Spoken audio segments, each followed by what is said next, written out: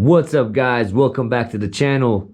Today I gotta bleed my Surron brakes. Mandatory maintenance to do on the Surron. I'm actually at over 1,400 miles already, so definitely time to bleed both of my brakes, front and rear. So we're gonna have to do that today. So I got this brake kit off Amazon. Like always, I'll have a link down in the description if you guys want to cop one. And I got this SHIMANO hydraulic mineral oil. I got the 1,000 milliliter bottle. And then for this, what we'll need is also a 2.5 millimeter Allen key and a 3 millimeter Allen key. The 2.5 millimeter is for this bleed cap over here. And the bigger one, the 3, is for the one down here. If you have these brakes, you're in luck, because the bleed cap is right here, and for the front, right here for the front.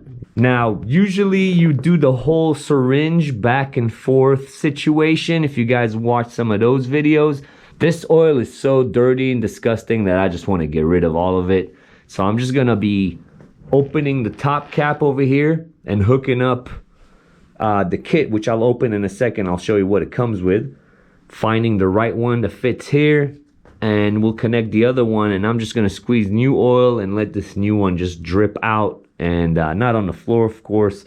I'll find a situation for it. I'm not gonna go between the two syringes back and forth, so try a different method today. I think this should be very good. By the way, loving my wrap, loving the way the Surron's been looking lately. Beautiful, beautiful. All right, so let's check out this kit. It's pretty cheap. And it comes with everything you need. We got some clamps over here, some of the tubes.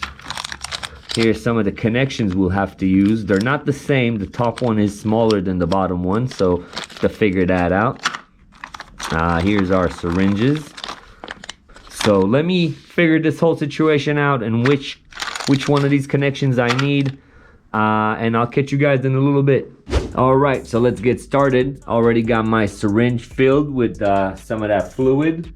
Managed to fill it up pretty good with without any air bubbles, but whatever, still leaving it hanging up. Now let's get that 2.5 mil and open up this cap right here.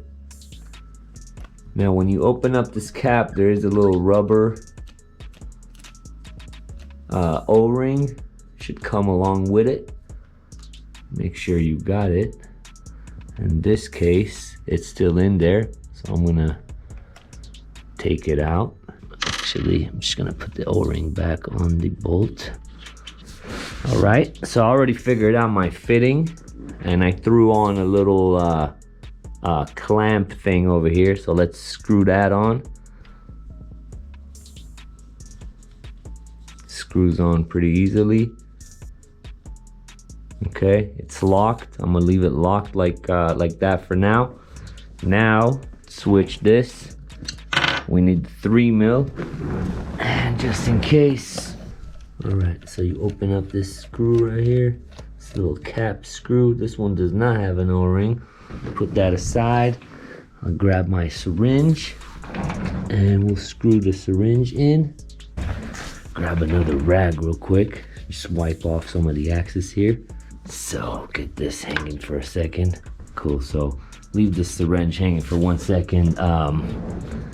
So what I've been doing is, instead of going back and forth like I said, I already did my front one, but I just grabbed the empty bottle of water and just I'm putting this down in here, unlocking here, unlocking there, and then pushing the fluid slowly, and I see it coming down, and you'll see air bubbles as I do it coming out.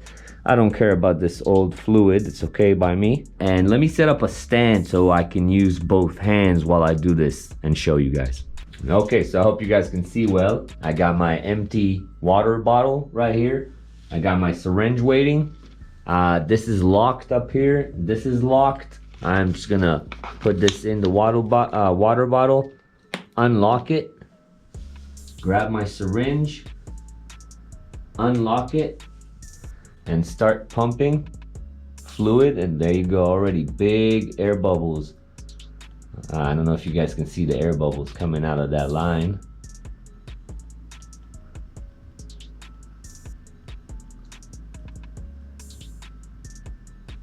So far so good. I'm just squeezing new liquid through.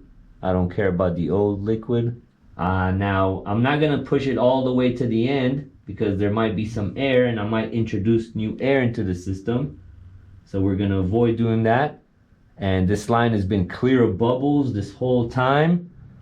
So I'm just gonna stop right here and lock it into place and lock my bottom one.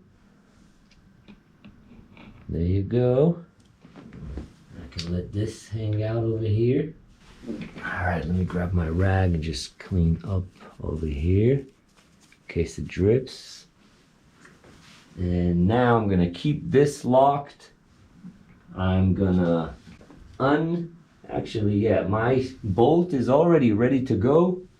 I'm gonna unscrew the syringe real fast and throw in my bolt.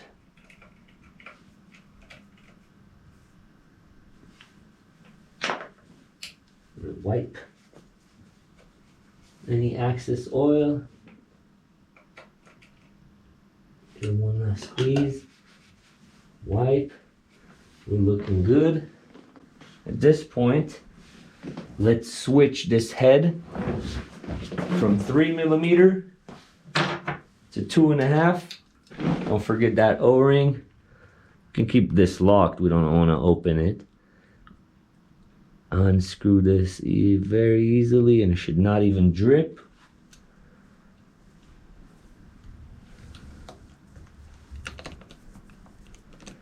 And we'll install our screw back in. Make sure it's tight. Now my brake feels a lot better. All right, that looked like it did the trick. My brake is better than it was before, especially this front one. Now, if it doesn't fully work on the first time, you might need to do it again, which is what I did on the front one, but this one did not need it. Kind of like it like this.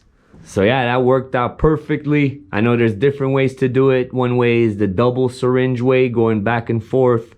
Another way is actually opening up this cap, this reservoir right here, completely emptying out the system, flushing it completely, which is, to be honest with you, I might do next time around. Where you open this up, clean out the inside, run some air through the system, and really flush everything out and start with brand new fluid. I'll probably do that when I reach 2,000 miles. As always, guys, if you found this information helpful, leave a like and definitely make sure to subscribe. That's the only way to really help the channel out. But that's about it for me. I appreciate you guys, and I'll catch you on the next one. Peace.